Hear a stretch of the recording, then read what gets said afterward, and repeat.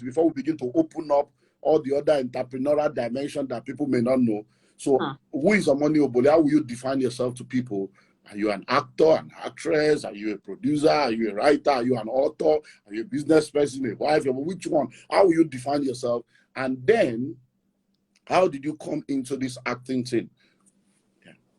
Okay, so I can't, if you say define yourself, I can't use one word because there are so many sides to Omoni Oboli. So many sides, right? So I'm an actor, I'm a filmmaker, which means I produce and I direct. I'm a serial entrepreneur, as you know. I have different products that I retail.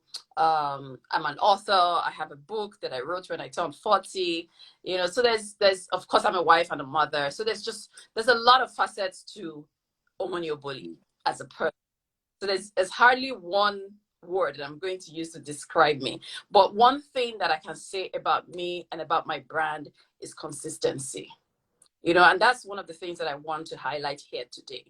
No matter what you do, be consistent, right? Because as we say in Nigeria, last, now who give up, now you lose, right? Whatever it is that you're doing, you're going to have to back it with a lot of consistency. You can say a lot about me. The one thing you cannot say is that she's not hardworking or she's not consistent. You can't say that because with everything that I do, I am very consistent. Yes, the first way that people got to know me is through my art. It's through me being an actor or a filmmaker, right? And I didn't study that in school. It's just been something that I want to believe that I came to this earth with. Right, because right from when I was a little girl, my sister is actually watching this live. I just saw her. Right from when I was a little girl, people who knew me then will testify that I've always loved acting. So even like age 4, I was in every school play. I was in every church play. So that's been a consistent part of my life. By the time I was in secondary school, I was head of the Literary and Debating Society. I was the president of the press club. I was the president of the French club. And funny enough, all of these roles, in some way or the other, I had to write, produce, and direct plays in secondary school. I didn't know that God was preparing me for my future. I just thought, what is my job as the head of this society to do this for Parents Teachers Day, or to do this because we have a competition with another school or with another state, or stuff like that. So I was in charge of all of those things, and I would literally write plays from A to Z, produce them, get all the actors together, get props, get everything, do rehearsals with my classmates, my schoolmates, get everything together myself and direct those plays and present them. I didn't know that I was being prepared for my future. I just thought, I have to do it, right? So it's been, there's been consistency in that way. And then, of course, I finished school, I finished university. Even in university, it's funny, I wasn't in literature or drama, right? I studied foreign languages, I majored in French. But then I would go join the people in drama department or literature to do some plays and whatever, even in university. So by the time I was in my second year in university, one of my friends went to Lagos. I was in University of Benin. She went to Lagos during the holidays. And by the time she came back, she was telling me about how she was on a movie set and she played Waka parts and she did this and that. I was like, oh my gosh, are you serious? I really want to be in the movies. Their movies were really just starting. That was in 96. I'm like, I really want to be in the movies. I really want to act. I really want, So she was like, okay, next holiday, when I'm going, go with me. So the next holiday, I went to her to Lagos. That was how we started going for auditions. It's very different from today. There were no phones. Nobody had any phones because we didn't have cars, So we had to enter bus, from one part of Lagos to the next. You go for an audition. And then after the audition, you have to go back maybe the next day or 2 days later to go check. There'll be a board outside, see if your name came out. Be like jump. To see if your name right? And then you check if your name is on the list, it means that you've been shortlisted. Doesn't mean you got the role. You've been shortlisted, and then you have to come another day for further auditions or a reading or something. You come back, and then you come back again to check if there were no phones, so you couldn't call someone to say, oh, did I get a role or whatever. So that was it. But we were literally married to the hustle. That's the truth. So we would go back over and over and over and over again until we got something. So, I got my first role. I was literally a waka pass. No, one of them was like a waka pass, and then I got a role as a house help. Liz Benson's house help. Remember Liz Benson from back then? Yeah, sure. Yeah. House help, and her love interest was RMD, and RMD would come to the house to see her. Nami go open door for her. What? Me open door for her? Yes, it was a big deal. You don't understand. I opened door for him. It was huge. It was something to talk about. It was something to brag about. But again, consistency. This is how many decades later I've actually directed R&D in 2 films. Little Omoni Oboli, I ended up hiring R&D in my films. Not only did I produce those films, I directed those films. Last, now who give up, now lose. Who would have thought that little me then, I was 17 going on 18 or something, maybe 18, I'm not even sure. Little me then, second year in university, or first or second year in university, would end up directing R&D in a film. If someone had told me at that time, maybe I'd have said, okay, let's see, right? But it ended up happening. It ended up happening. So wow. Be consistent with what you're doing. I did leave the industry because then it was clashing with school, and I didn't want to drop out. As a matter of fact, at that time, it was actually cool to drop out. All the actresses, people were dropping out. It was like, why are we bothering with school? You know what I mean? Like, when this is what we're doing, profession, why do we have to bother to finish school? But I was brought up by a single mother, so I didn't want to disappoint her. I said, you know what, I'm going to finish education. So I had to leave the industry to finish my education. And then I got married right after school. And then we left the country. And it took me 10 years to come back. About over a decade to come back to the industry. By the time I came back into the industry, of course, nobody remembered me from then. Do you know what I mean? I came back as the new girl. And guess what? Nobody wanted a new girl. The industry back is different from how it is now. Now, almost you can come in now as a new person and people will generally accept you, and you can just grow or whatever. But by the time I came in, there were established girls in the industry. By the time I came back, there were established girls in the industry and there was no space for anybody. Nobody wanted it. Nobody was giving anybody chances. Nobody was handing you any chances. So was a lot of blood, sweat, and tears. That's the truth. To get back industry. So because I've always written scripts, I started writing scripts when I came back. Now coming back with 3 kids, I now had a family. I had 3 kids that I had to take care of. So coming back with 3, not particularly I wasn't a single girl, right? Yes, I was young because I got married really early and had kids early. So I was young, but I wasn't a single girl, right? And a lot of these girls that were established were single girls. They were flashy, they were this, they were that. I wasn't flashy. There was not. Let me just lie. I didn't even know the beginning of how to be flashy at that point, So, but I came back, I started writing scripts. I started scripts again, and I would give the scripts to producers and say, you know what, here, don't pay me for this script. Just give me a role in the film. So that was how I started getting roles in films. I would write a whole script, like sit down and write a script from start to finish, not the script and say, you know what, I just want to act. I just want to be in the story, right? So people like Isong gave me a chance. I went to meet people that I knew from before when I was in the industry, and were like, oh my gosh, where did you go? You were so good. Oh, you would have been here. You would have been this. You would have, look at the people you started with. They're this, they're that, they're that. I'm like, but I'm back now. Help me. I'm back. Help my market. As relevant as they were over a decade before, you know. So it's not like they didn't. It's not like they didn't want to help. They wanted to help, but they didn't have that much relevance, or they weren't doing that many movies anymore, you know. So I think it was Lancelot, who I'd done a film with before back in the day, that gave me MM's contact, because MM was doing a lot of movies then. So, you know, I went to her. She was like, oh, I have a movie that's coming up. There's a small role. Can you audition? I auditioned for her. She was like, oh my gosh, you're really good.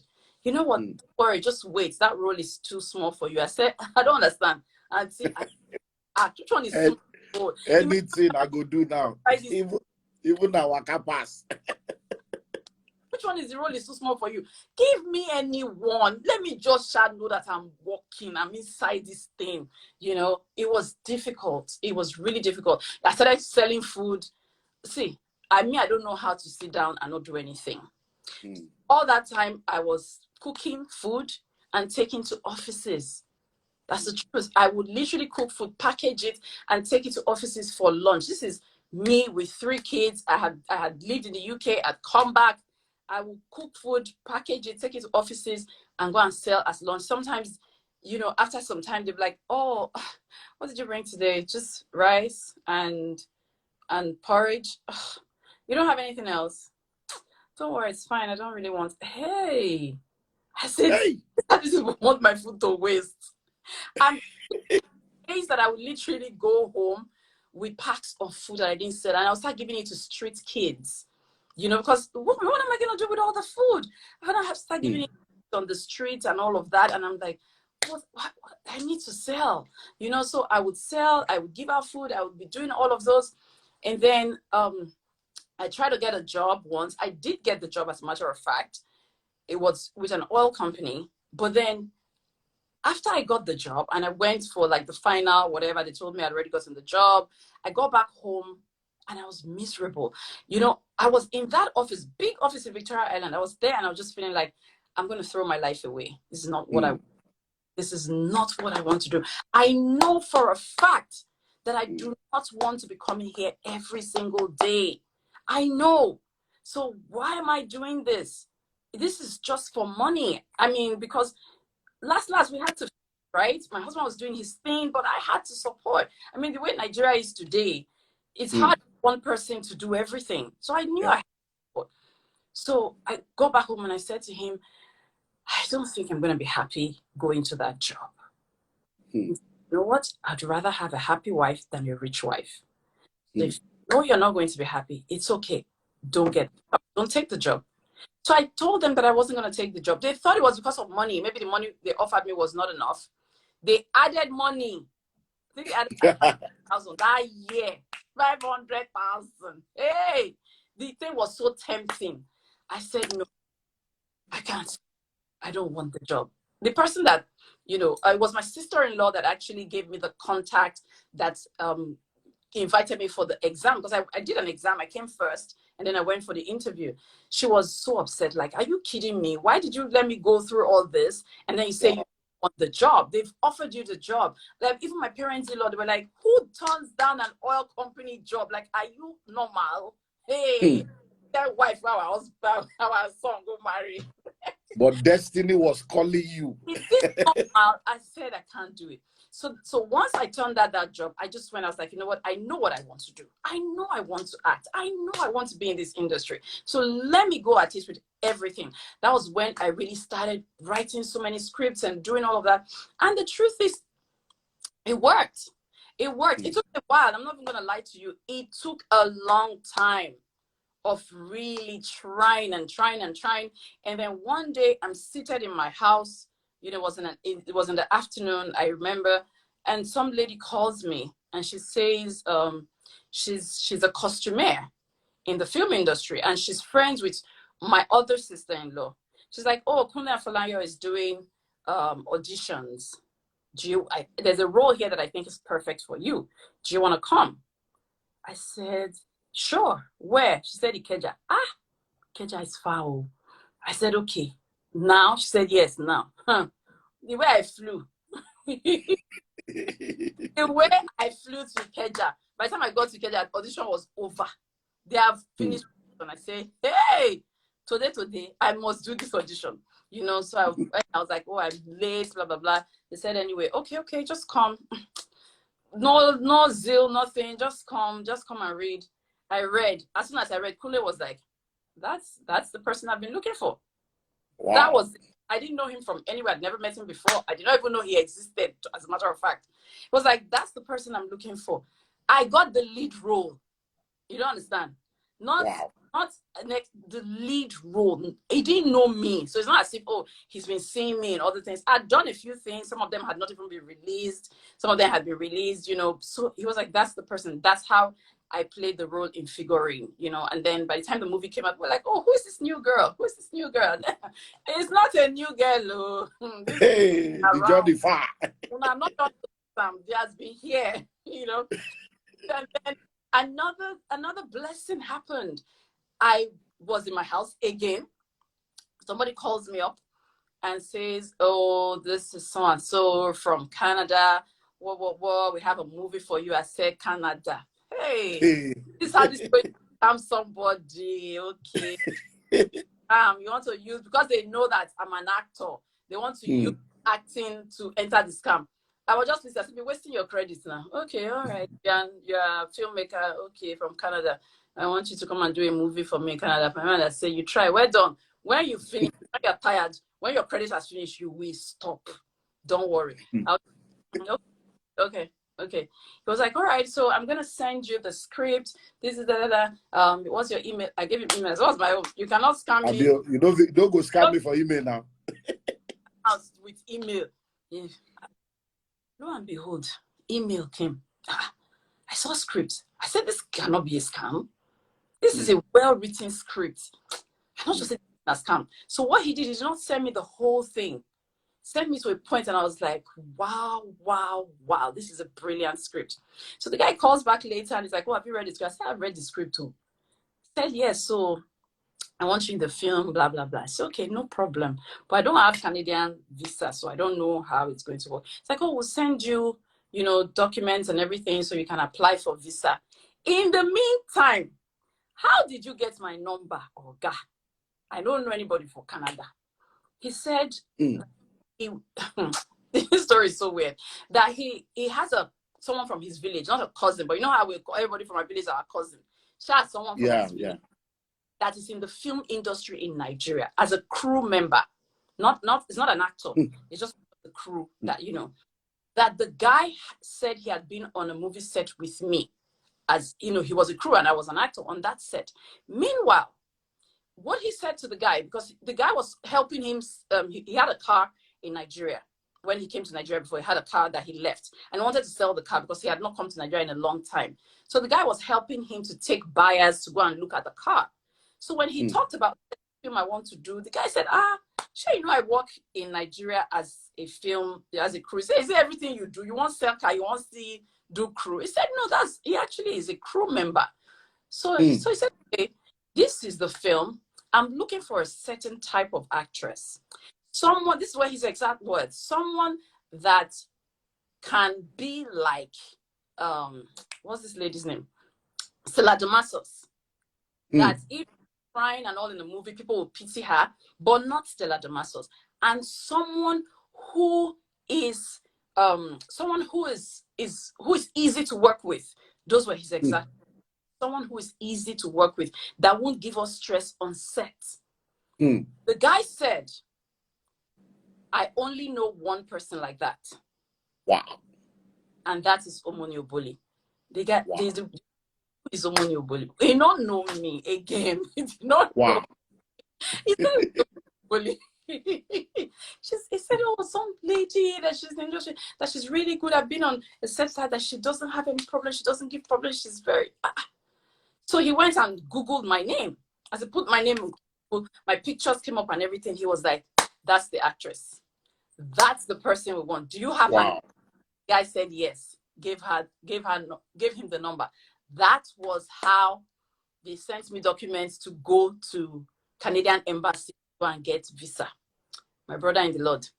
I went there. It reached my turn. They called me. I spoke to the woman. The woman said, sorry, we won't be able to we're going to deny the visa. At this time, we'll not be able to give you a visa. Ha! I said, Jesus. Village people. After I denied me visa, I just said a prayer in my heart. I said a prayer. I said, God, the heart of the king is in your hands, and you can turn it any way you want. I said, I'm still a woman.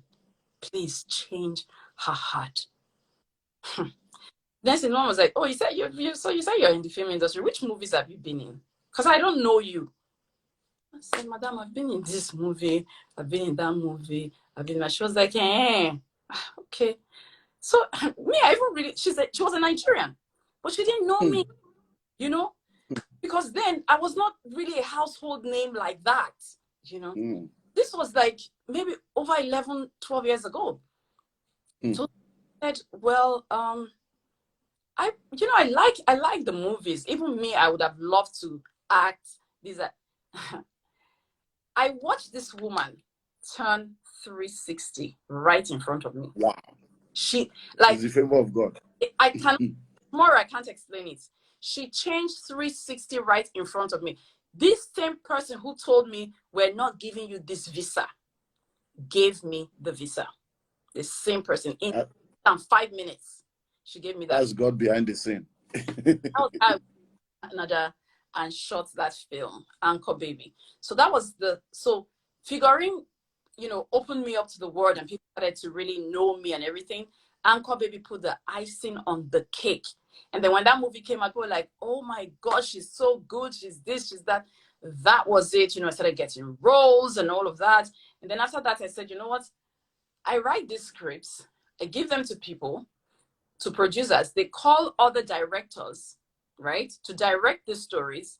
And then when this movie comes out, it's never quite what I had in my head. Because when I write in pictures. When I'm writing, I can see what I'm writing. So when the movie comes out, it's not what I saw. It doesn't mean that the movie is bad, because no two directors would direct the same script the same way. It just wasn't my vision. So I said, if my stories are going to have my DNA, then I have to direct them myself. And when I thought about it, it was a scary thought. Because I was thinking, can I really do this? Right? Because the film industry, especially the crew, is male dominated. So I was like, they're just going, who is this small woman? Like, please, director, are you kidding? So it was scary, but I said I can do it. So I went to New York. I took a short course in digital filmmaking to learn how to direct. And I came back and I was so fired. I want to direct my own movies. We had the money to take direct the film. Maybe you have money to produce. So of course, no producer was going to give their money to a rookie director, so I knew I had to make my own film if I was going to be a director. Right. So I started, looking for money and whatever. It took me 4 years to make my first film. 4 years. And that first film, it was me literally getting to the point where I said, I'm going to make this movie any which way. And I was like, whatever money that I have now, I'm going to just start it. If I don't have money to complete, let me just start. That's the thing when you get to a point in your life where you say, you know what?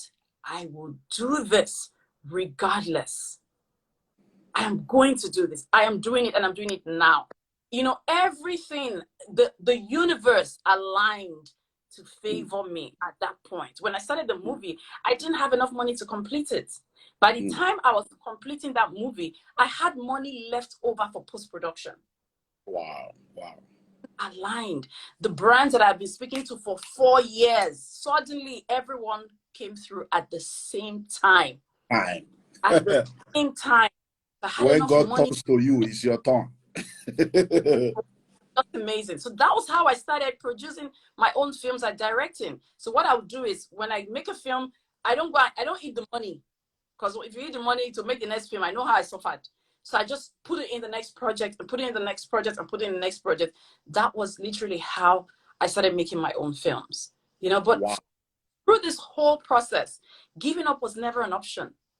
The truth is, when you get to a point where giving up is not an option, where failure is not an option, then your success is guaranteed.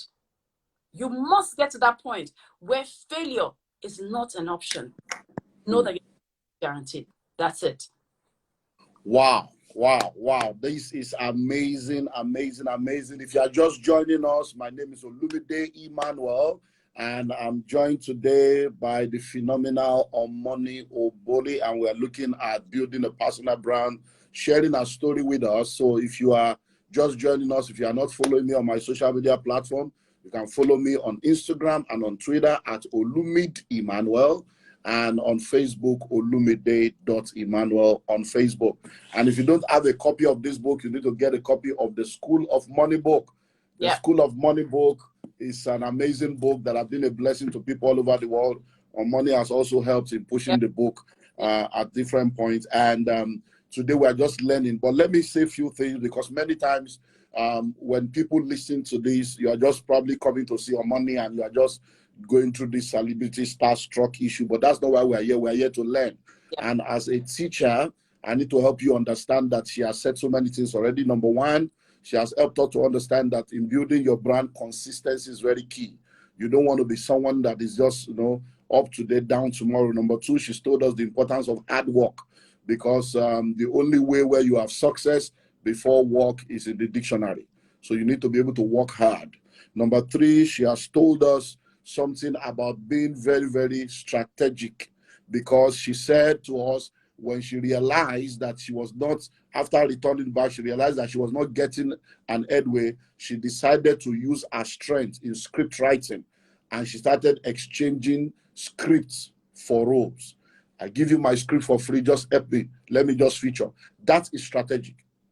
So in building a personal brand, you need to be very, very strategic to know what exactly do I have, because there is nobody on earth that does not have anything. Everybody has something. It's just to discover it. She discovered that I have ability to act. People don't know that yet, but the low-hanging fruit is if they can get my script. And then she also spoke to us about the importance of your conviction. She got a job in an oil company that will have paid her well. That's how a lot of people's destiny have been derailed. They say, oh, survival. In this world, you are either living for survival, success, or significance. But when people are at the survival level of life, all they are thinking is what to eat, and many people have sacrificed their significance and their purpose for survival. And then they do, they are sad on Friday, sad on Monday, glad on Friday, working for money, and they are never happy. Because even if you win in the rat race, you are still a rat. And that's very, very important. It's a sacrifice for you to let go. And many people don't understand that. Then, in saying that, she also brought up very, very important, the importance of a supportive spouse. The husband said, I would rather have a happy wife than a rich wife. And that's very powerful. That's hashtag happy wife versus rich wife. I'm telling you, that's very, very phenomenal there already. Because when you get married to a spouse that does not understand the place of purpose, the place of personal fulfillment, and they're just thinking of survival, how can you live with your 500,000? We need to eat with 3 children. Then you realize that there'll be trouble. And it goes both ways. It might be the wife, it might be the husband, and that just shows you that in building your journey in life, who you marry matters. Who you bring into your personal space matters. A lot of individuals, husband, wife, they've realized that getting married to the wrong person have just messed up their journey, and that's phenomenal. And then she also spoke to us about the issue of your attitude. Because when they called that young man, they said, we need somebody that will not give us stress. All this diva, talk to the hand, and then you invite somebody, you've paid them, you've given them script. Oh, yeah, come and act now. I don't feel like it right now. I'm just having this slight headache. I'll join you in 3 hours. Do what you have paid though. Then they will now sit down in the hotel. Oh, yeah, come and act now. You know what? Don't stress me. We finish by 3 a.m. This 6 a.m. I'm not here. No. And then you're like, oh, babe, you don't collect money now. You go refund. So you have a lot of all these divas on set that will just flip on you. And you have done maybe like 30, you have done 30 shoots, it remains 17. You can't change a actress midway. And they begin to say, you know what, I don't even think this money works for me. You got to hop it up or I'm out of here. So attitude in the journey of life, that young man said, there's only one person I know. And that speaks to humility. It speaks to your attitude. And that's very, very important, because a lot of people out there, they have big dreams, but they are dwarfs when it comes to emotional intelligence. They are dwarfs when it comes to their attitude. They have nasty attitude, and they think that people are after them, but it's not like that. Then she also spoke to us about the importance of just start. You don't have to. The Bible says if you wait for favorable conditions, you will never get anything done. Just start. Very, very important. Just start. And finally, she spoke to us about don't give up. Don't give up. Make sure that giving up is not an option at all in your journey. Giving up is not an option at all. And this is just amazing, amazing, amazing. So the question I would have asked have been answered with what was that movie that gave you the break? So we have Figurine and then Anchor Baby. So now I want you to speak to, so you did this, you now started your own movie. So how will, because if you look at the movies you have done, I don't know if there is a philosophy or a psychology behind that, but it seems as if there is a message. You write it, there's always a message. It's as if the whole of this film, or this is the theme, this is the message. Because I've watched over the years, and that I'm like, I say this babe gets message where they try to pass all the feel. So is that a philosophy or is that an intentional thing that you decide to do? So how did that go happen? Yeah. Well, so you know, as a filmmaker, your first job is that you're entertaining. So my first job is I'm an entertainer, right? But then who I am as a person, because of my core beliefs, I'm not able to just take me away from my projects. Me being the fact that I'm someone who believes that I can effect change. I'm a change agent. So I'm not able to take that aspect of me as a change agent from my projects. I'm not able to just say, you know what, I am an entertainer. I'm just here to entertain you guys, so be entertained, right? I know that there are so many ills in the society today. So my role is to use my strongest voice to talk about these issues. And my strongest voice is film. That's my strongest voice. It's film. So a movie is worth more than 1,000 words. Truth. A movie is worth more than 1,000 words. So when I put something in film, right, people can see it and believe it.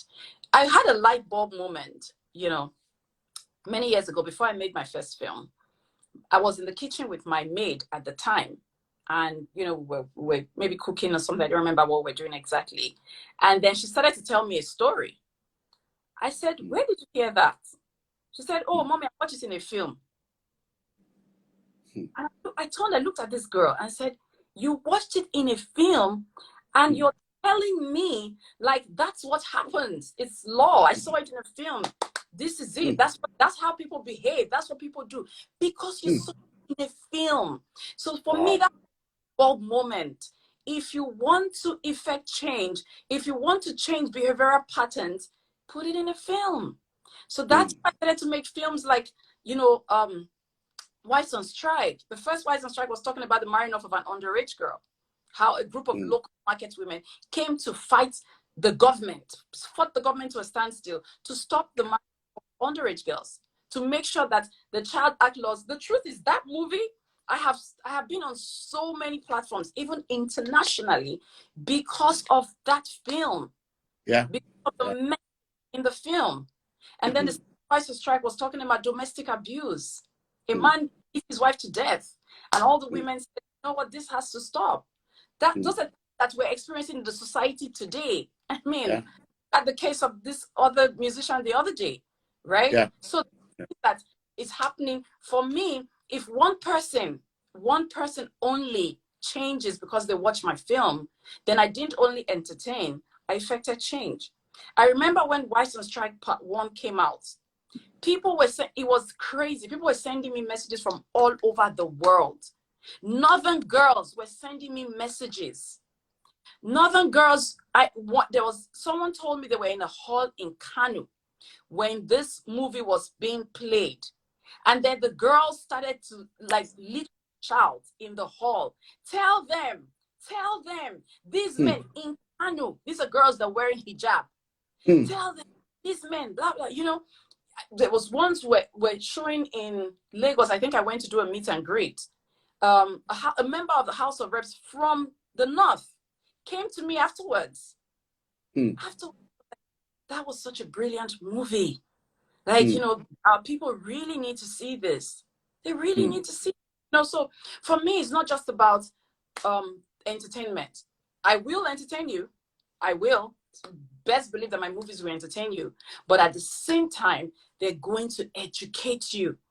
At the same time, you're going to get a message. You're going to come out being thoroughly entertained, but being beat seriously with a very strong message. So for me, that's really important. It doesn't matter how much entertainment I'm doing.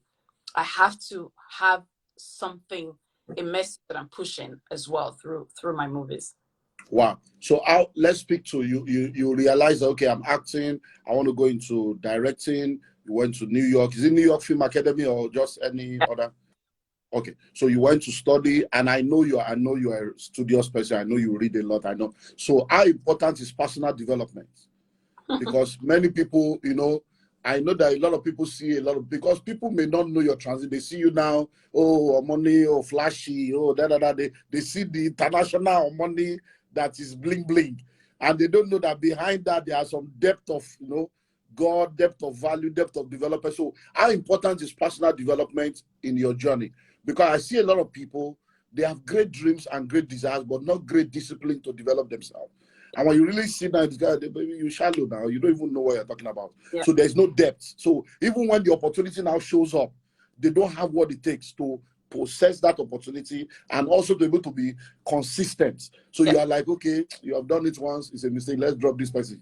She can't do it. He can't do it. So can you speak to that so that people listening right now will know that it's very important? Look at the school issue. Many of the people that dropped out, whether they say it or not, those of us that know them, because as a celebrity fund manager, I know a lot of challenges that many people, they are all over the world. Everybody know their name, but they don't get anything. Shishi, they don't get package. Why? And there's a deficiency in the education, but they can't say it. I wish I'd finished this. I wish I've done that. You may not need the certificate, but you need that capacity development and that mind revolution that education gives you to expand your world. So please speak to the importance of educating yourself, not necessarily going to investment, but the importance of personal development. I was going to say that. So for me, personal development is everything.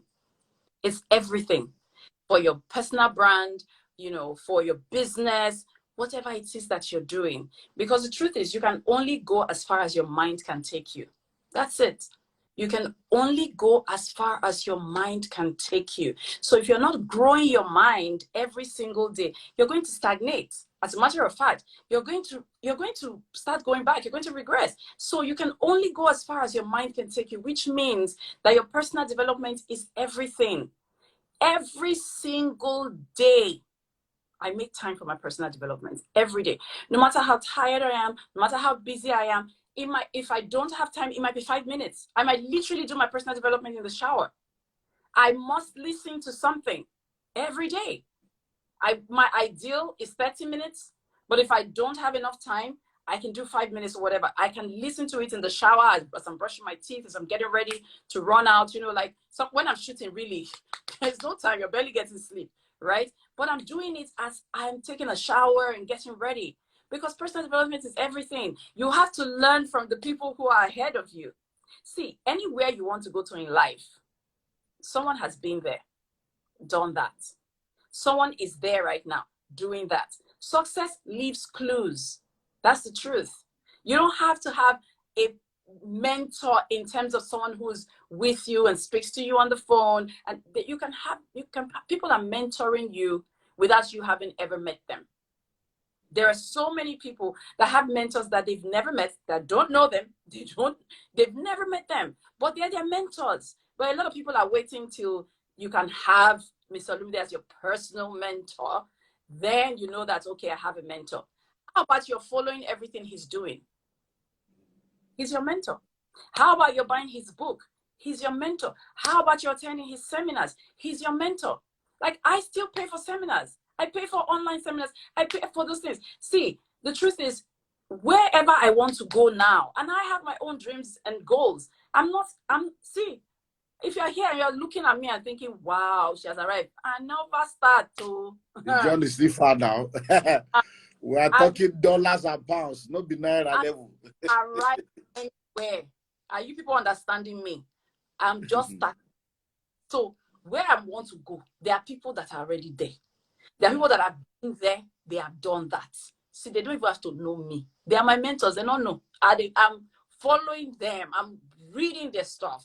I'm watching their podcasts. I'm listening to their programs. I'm actually on a seminar right now. Right? When I finish this live, I'm going to go back. It's 3-day seminar. I'm going to go back to go listen. It's an online seminar. It's happening in Las Vegas. I'm here listening to it. I'm part of it. Right? So you've got to be ready to put your money where your mouth is. That's the truth. There's a lot of free stuff online. There's a lot of free stuff on YouTube University. There's a lot of free stuff on YouTube University. And like Mr. Lupide was saying, the truth is, it's not necessarily education as we know it in terms of, you have to go to university, you have to not that kind of structured education. However, you still need to get an education, and you still need to get an education consistently and constantly, because when you stop dying, it's not just something cute to say, it is the truth. When you stop growing or when you stop learning, you start dying literally. So you never stop learning, because guess what? The world is evolving every single day. Things are changing. They're different. How we're doing things 5 years ago is not the same. We're talking about brand today. 10 years ago, we didn't have social media where you could literally grow your brand. Now we do. Now we do. People are becoming Wi-Fi millionaires every single day. Now we have all these tools available to us. How are you even using social media to grow your personal brand? What is your messaging? Are you consistent with that message? Are you diligently passing on that message every single day? Listen, it doesn't matter how many people are seeing. It doesn't matter how many people are clicking like. It doesn't matter how many people are commenting. They might never comment. They might never like, but they're seeing it regardless. You know, you go on a live and you're thinking to yourself, oh my gosh, there's only one person here. There are only 5 people here. And then your attitude changes and you're not presenting that live with your whole heart. Listen, if you're on a live and there are 5 people there, best believe that I'm performing for an audience of 1 million. Yeah. Because guess what? You can actually even save the life afterwards. And more people see it. So as far as I'm concerned, everybody's watching at that point. Yeah.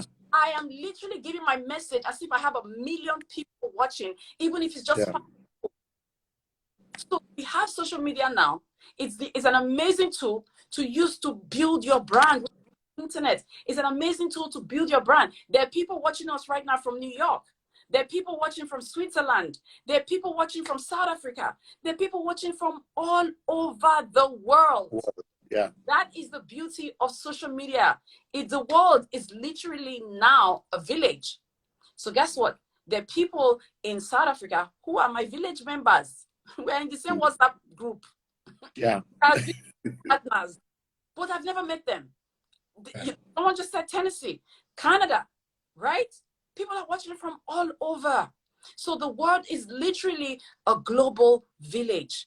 So if you're here and you're trying to build a brand, it doesn't matter if it's a business, maybe you have a product or it's a service or your own personal brand. You cannot ignore social media. You can't.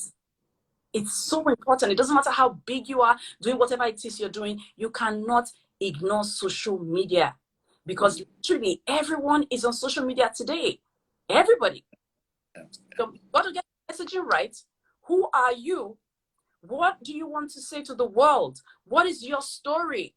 Because your story is very important. What is your story? Guys, when we started this, I literally gave you a little bit of my story. That's connection. So I gave you some of my story. You connected with me instantly, because maybe you too have gone through struggles. It might not be the exact same kind of struggles, but you've gone through struggles. So you're thinking, if she could go through the struggles that she went through and she came out on top, even though I still get where I did go, it means that I can do the same. So the connection, I can do the same. I too can come out on top. I too can get to where she is now and even surpass her. So what is your story? What are you telling people? Be consistent with your story and do it every day. Put yourself out there every day. If you're building a brand, it's not a sometimes thing. It's not a whenever thing. It's an all the time thing. all the time thing. You know, a lot of people feel like, oh, you know, I don't have money to get a brand strategist to help me with this, with that. The truth is, even if you get a brand strategist, you're still going to do a lot of the work. Yeah. You're still going to do a lot of the work, because at the end of the day, it ends with you. Yeah. It ends with you. What are you doing? What is your message? What is your story? What's your consistency like? Because it can be hot, hot, hot, hot, hot today. If you go cold, people are going to forget you. The world it's microwave generation. The world is like this. If you go cold, when you come back after a month or 2 or 3, people have moved on. It's going to take you more work to get them back. So consistency is very important. You've got to stick with your message and see, I've never told you about you know, what I try to do with my movies, but because I've been consistent with it, you pick that up. Your movies always have a consistency. I've been consistent with putting out movies that have a message. So unwittingly, everyone knows that somehow her movies will always teach us something, right? That's consistency right now. I started a weight loss business, a health and wellness business last year, right? Well, 2021. This is, 2021. Yeah, last year. Right? Last year, about a little over a year, right? People have been doing weight loss for 10 years, more, right? But I'm like, I'm here, guys. I am here. I have a weight loss business. I'm selling waist trainers and all of that. I am here. I'm consistently doing it. Best believe that I have overtaken a lot of people who've been here for 10 years. Yeah. Because I've been consistent with it. It doesn't have anything to do with the fact that I'm a celebrity. Please don't get it twisted. Because I know a lot of people trick themselves out of their spot by saying, oh, you know, it's because she's a known face. That's why I'm recognizing her. No, sir. I'm not the first person who tried to do this. They didn't last in it. That's the truth. They didn't last in it. They're even bigger stars. Let's not get it twisted. It is how bad do you want it? And what are you willing to do to get it? Period. That's it. If you want it bad enough, you will do everything it takes to get it. So you might have 1 million people following you, or you might have 100 people following you. The person who has 100 people following them wants it better than the one who has 1 million followers. Best believe that person is going to overtake that person. Yeah. That's it. You have to work hard for everything that you want. You know, whatever it is that you're looking for, on the other side of the work. You're not going to wake up and say, you know what, I want to start earning X amount of money, and then you're not doing anything. Yeah. How is it going to happen? The money is just going to come knock on your door. I want to become a right? $1 is not going to knock on my door and say, here I am. It's not going to happen. I have to do the work to get that money. I have to make sure that I have a millionaire's mindset. You know, I know about money. I talk about money a lot. A lot of people have a very terrible relationship with money. That's why you don't have any. Let's not get it twisted. Because you don't have a good relationship with money. Because they've told you over time, your parents, the society has said, oh, money is the root of all evil. Oh, these rich people are terrible. Oh, this, all that. You have a bad relationship with money. You have to fix that relationship first. Fix your mindset about money. That's why you need to read books. That's why you need to attend seminars. You need money school. That's the truth. Fix your money mindset. Because you're not going to get any money if you continue with that mindset. Let me tell you the truth. I have a terrible relationship with money. Because when I was growing up, money was very scarce. I was talking to my sister 2 days ago. We were in the car together. And we started to reminisce on when we were young. And we started talking about the first 2 houses that we lived in as little girls were Face Me, I Face You apartments. That's the truth. Face Me, I Face You. Today I have homes in different parts of the world. I was brought up in a Face Me, I Face You house for the first 5 years of my life. Right? So I didn't have a great relationship with money because there was never enough money. At the end of every month, there was more months left than money. My mom was a teacher. You guys know what they say. All teachers have their reward in heaven. Heaven, so it didn't come. Hello, right? So my mom had to struggle a lot to take care of 2 kids. We did so many different things. My mom had like maybe 7 hustles. Like for real, so they will come back in the morning, we'll wake up at 4 a.m. to fry pastries, chin chin, this, that, meat pie, whatever. We'll do all of that and pack them up for wholesale. People will come and buy to go and sell. We'll do that 4 a.m. before school at 8, right? When we come back, we'll fry granuts. We would have gotten the bottles before, wash them, dry them, fry the granite, peel it, put it in bottles. My mom would take them to supermarket and sell. And then she would go to cold room, what they call cold room, right? To go and buy bags of seafood. She brings them back. We'll have to, because the seafoods are different types. They don't really, so we'll have to wash, select, okay, these are shrimps, package them. These are lobsters, package them. This is fish, package, we'll take them. My mom would take them to supermarkets to go and sell. Right? We still had a farm. Weekends, we'll go to farm. Weekends, we'll go to farm. My mom will grow cassava. She'll grow other things. So by the time it's time to harvest, we'll make gari. She'll make fufu. She'll make all those things. This woman, so many hustles. So first of all, that taught me hard work. So I'm not afraid to work hard. I'm not. See, money not there today. I feel carry tomatoes on my head. Sell. Don't forget all these hips, lips, and I will literally carry tomatoes on my head and sell it. We will not go hungry. Something must happen. Something must happen. When I was in the UK, I used to cook food to sell. I used to plait hair. Like I would stand with pregnancy that is up to the door. I would stand, make someone's hair, do small braids for hours, cook food for parties with only me with my belly that is touching the pot. So hard work was never an issue for me. It was never an issue for me. However, I still didn't have a good relationship with money. I didn't, which was why I never really had any money and I couldn't keep money. I didn't. Money. If you don't have the relationship, find it, build it. Buy Mr. Lumide's book, read it. You know, grab content about money. I had to do that. There was a time in my life where I was poor, even in my dreams. How sad is that?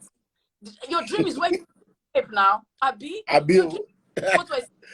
At least inside dream, you're supposed to drive limo, they chop chicken. I can't afford anything. I'm not kidding you. In my dream, when it's time to buy something, I'm like, oh, no, I can't afford it. I was poor even in my dreams.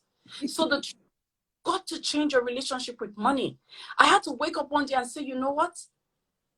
I am rich.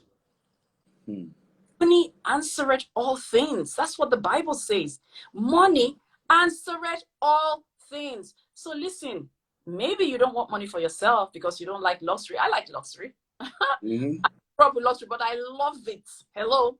I don't have no apologies for it. So maybe you don't like me. Maybe you're an amazing person and you just want to be a giver. You just want to build schools for the poor. You just now money they take the drum. Listen, Teresa was heavily funded. Not that she did. If people did not give her money, she would not fit drum. So tell me about, oh, you know, you're this noble person and you just want to save the world. You're going to save the world with money. Money. Wow. Capacity mindset. You really can't. Because guess what? There's enough money to go around. It's never going to finish. The way God created this earth, it replenishes itself. So you see, oh, the reason why diamonds are so expensive, and I love diamonds, I wear them. The reason why they're so expensive because we feel like they're not today like that. Now, lie. Let me just tell you the truth. It will never finish until plenty for grant. The earth replenishes itself. So even if you take all the money in the world right now and give it to one person, best believe that more money will come out. Because gold will always be there. It's going to keep replenishing itself. Right? So don't get into that mindset where you feel like money is scarce. Money is scarce. So let me just, you might hold this one. Oh, you can't, if I now become a billionaire, what would the other people now have? Hello? Right here, right now, can be billionaires, right? And there will still be enough money left for other people. Yeah. Enough wow, money. that's amazing. That's amazing. That's amazing. I hope you are learning, because over the years, I've taught financial principles, wealth creation principles, because if you are not informed, you'll be deformed. And what you know is what determines how far you go. A lot of people go to school, they have academic knowledge, but they don't have financial education. Absolutely. And financial education is very key. And I'm happy you're saying that. So if you are listening to us right now, make sure you get a copy of the book, The School of Money book. Yep. It's a book that teaches you how to make, manage, and multiply your money. And it's also Yep. a blueprint for entrepreneurs. So you can go to my website, www.olumideemmanuel.org, and there's a secure payment platform there. You can pay from anywhere in the world and get the e-copy and download it immediately. And some people insist on physical copy, then get in touch with us. You can send an email to our overseer at gmail.com, or you can follow me online. On Instagram is Olumide Emmanuel. On Twitter is Olumide Emmanuel, and on Facebook is olumide.emmanuel. And you can download our CSTV app so that you can follow all our content. And then you can go to my YouTube channel, Olumide Emmanuel on YouTube. Once we're through today now, I'm going to put this on the YouTube channel, so you can go there and send people there so that they can watch it over and over again. So get the book, get financial intelligence, because it's very, very important. And I want to still speak to that before as we begin to, we'll be wrapping up in 22 minutes. So when you were speaking earlier on, you were speaking about the fact that you took like 4 years to gather money to do the film. And then when you started doing the film, you were not eating it up. You were saving money, and you saved the money to do the next one and all the stuff. Because I've always said to people, especially to women, so I'm happy you are a woman. And because a lot of women in Africa, and mostly in probably other parts of the world, I'm more concerned about Africa. They suffer a lot because they have been brought up to think that, oh, a woman does not need to have money, a woman does not need to be rich, just marry a rich man. And I tell people, wealth is not sexually transmitted. The fact that you marry a rich man does not make you rich, and marriage is not economic empowerment. You can't just wake up and just go and get married as if marriage is now the man should just take care of all your life. And a lot of women, because of that, they endure all kinds of abuse. They endure all kinds of disrespect because you came in like a luggage. You can, and the man will just say, pack out, pack out. I say you pack it. So, yep. And you have been able to learn, from School of Money, from the School of Life.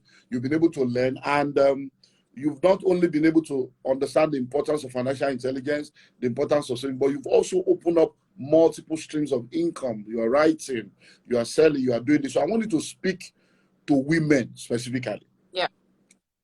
So that women, when they hear, because when I say, they say this one does a yeah boss, because I don't know why you are buying both straight. Your destiny is not straight.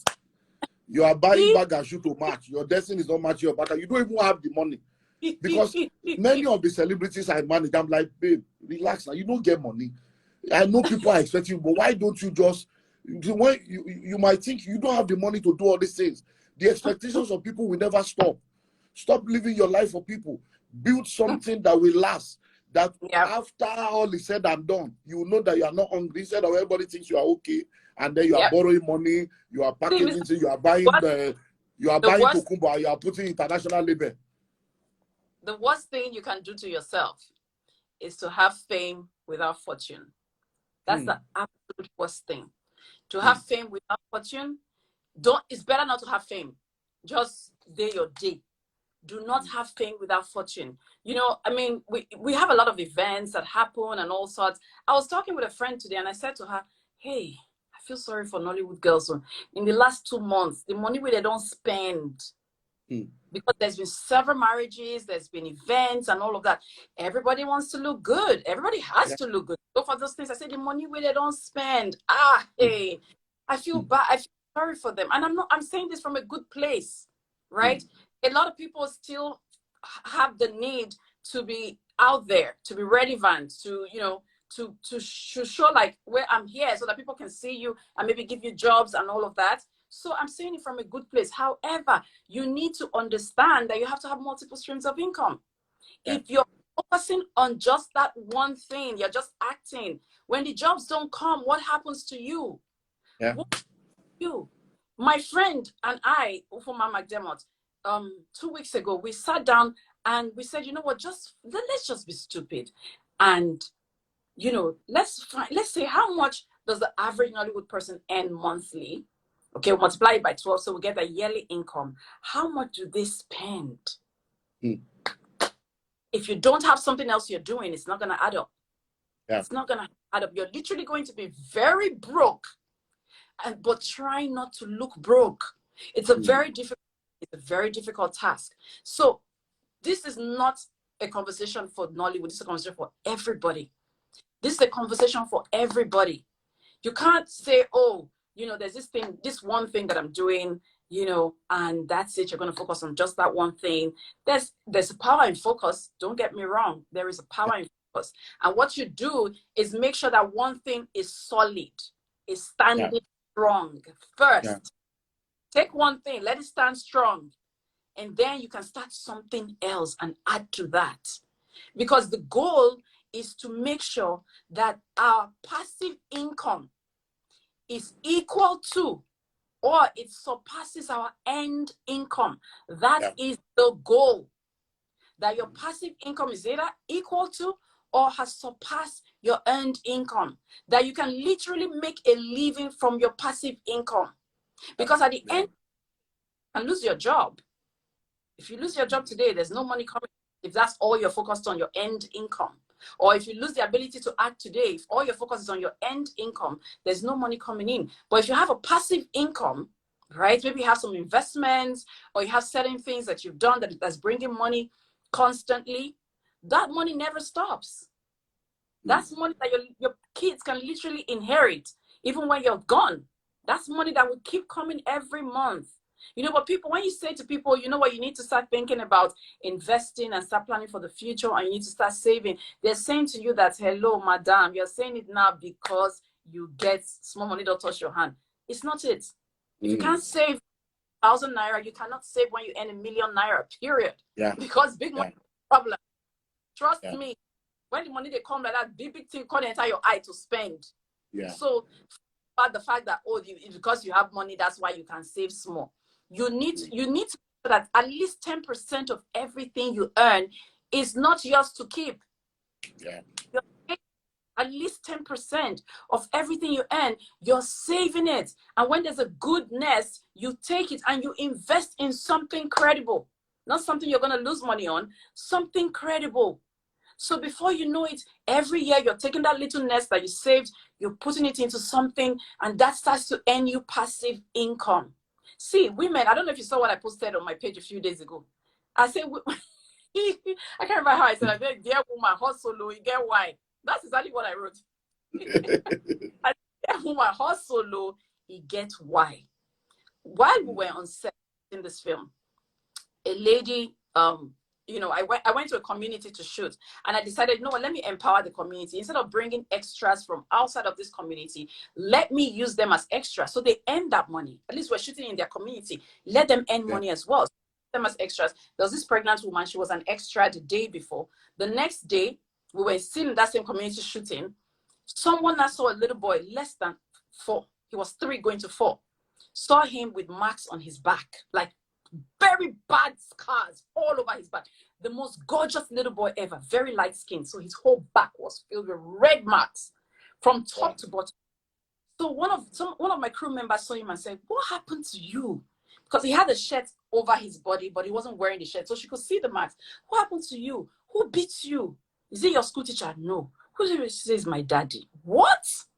So people started coming like, what's going on? What's going on? They saw him with all the marks on his body. Like, who did this? How is it possible? So somehow his mom comes. And, you know, so at the point I was saying to her, I said, you know what? This man is going to kill you. If he can do this to his child, he's going to kill you. And then guess what? Some people in the community come and say, he's been beating her. Wow. He's been beating her. He even beat her once when she just had a baby, like fresh from hospital. They even took the matter to the police. They took the matter to the police. They warned him not to do it again. Now he beat their little boy. I said, if he can do this to his flesh and blood, because guess what? The man doesn't consider you as his flesh and blood. If you can do this to his flesh and blood, he will kill you. You will die for nothing, and nobody's going to say anything.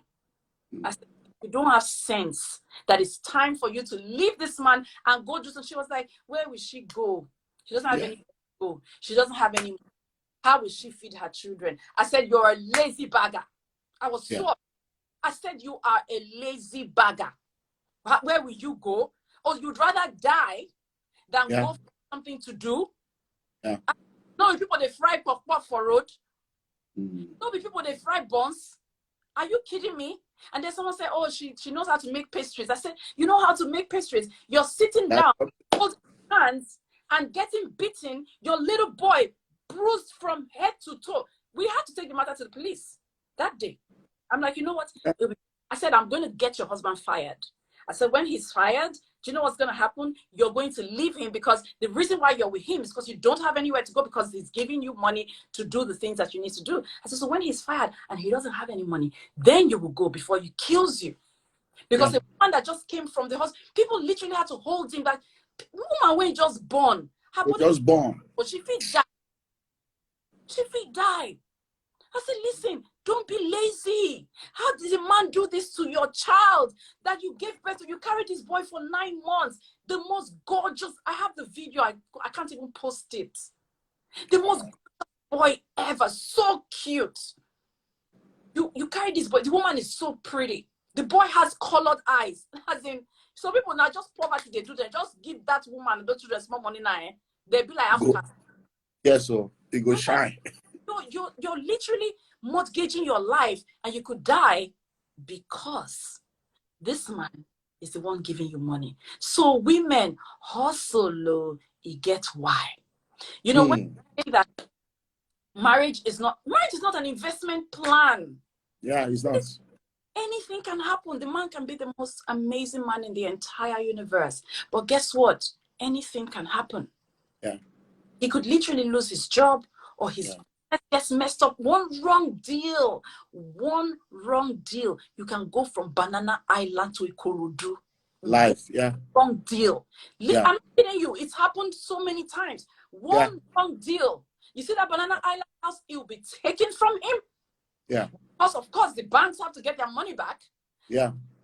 You will wake up, literally, and you have to move to Ikorodu. Yeah. Because one wrong deal. But guess what? If you're a woman who's been woke and you've been hustling and you have your own money and you're doing things, that one wrong move, you'll say, baby, don't worry. I got you. Don't worry. At least while you are getting back on your feet, no worry. We will not be hungry. We will not be hungry. Because you're doing something. Because you're not just sitting down and folding your arms and looking pretty. You are working. You're investing. You're building a legacy. It's not, see, my husband's property, no be our property. Especially in Nigeria. If you know that you're in Nigeria, you're on this life, my sister, hold your side, though. Hold your side. It gets why. Because God forbid that anything happens to that man, his family will literally stain your white. He will do you like film trick. Yes, sir. Yes.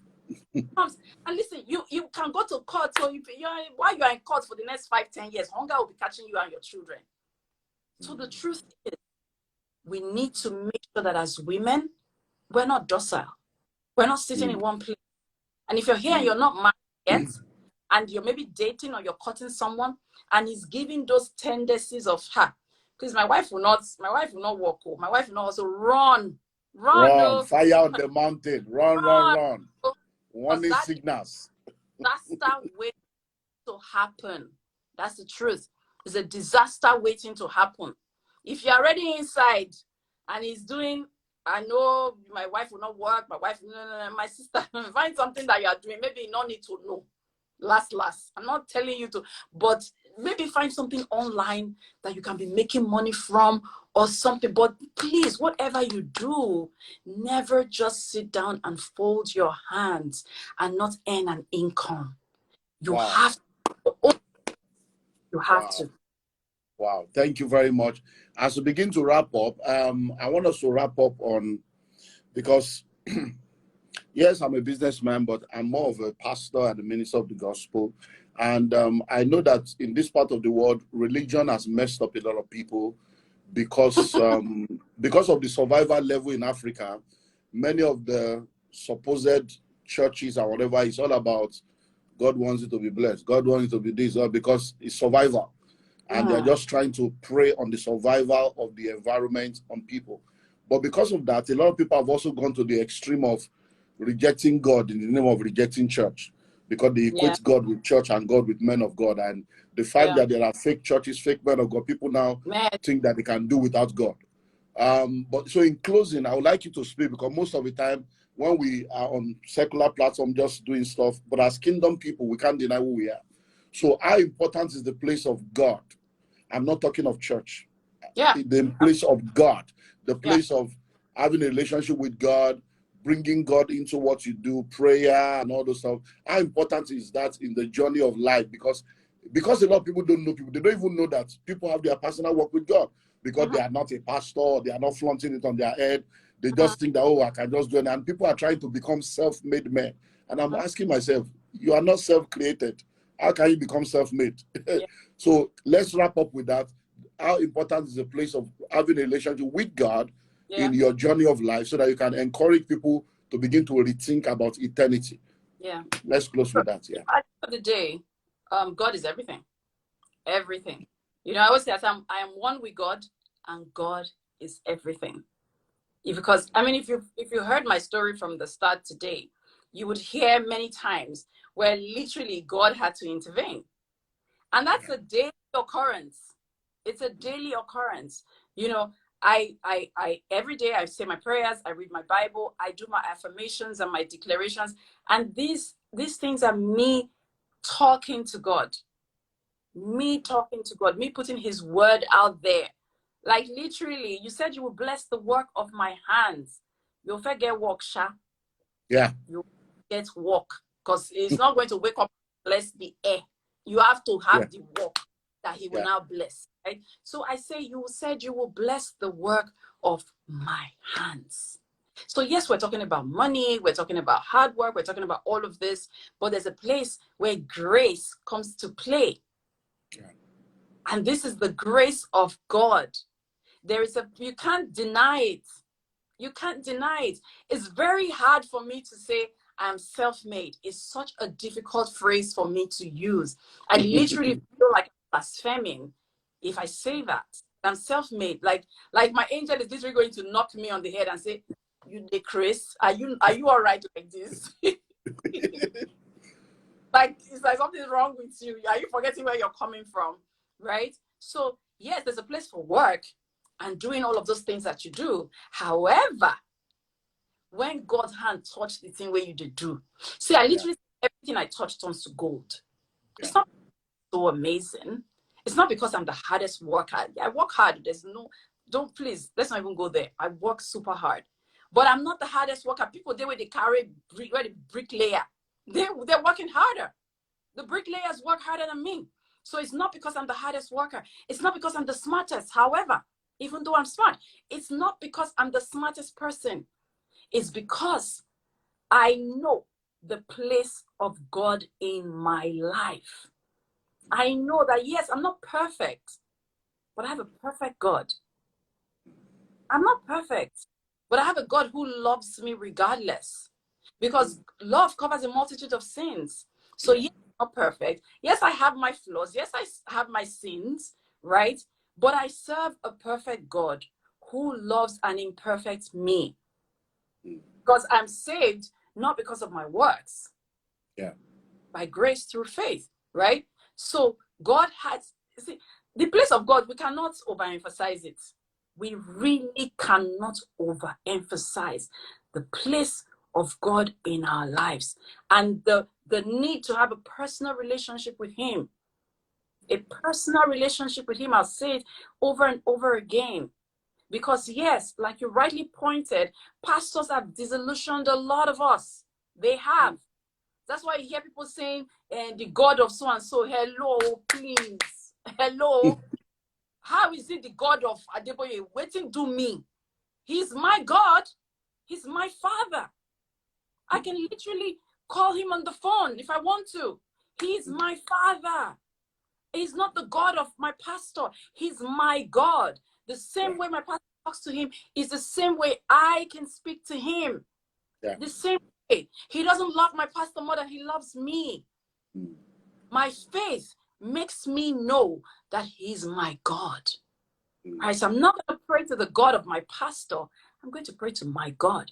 I'm going to pray to my Father who listens when I call. He listens when I call. If he's mindful of the birds of the air, bird wait get one day, tomorrow don't fall, don't die. He's mindful of the birds of the air.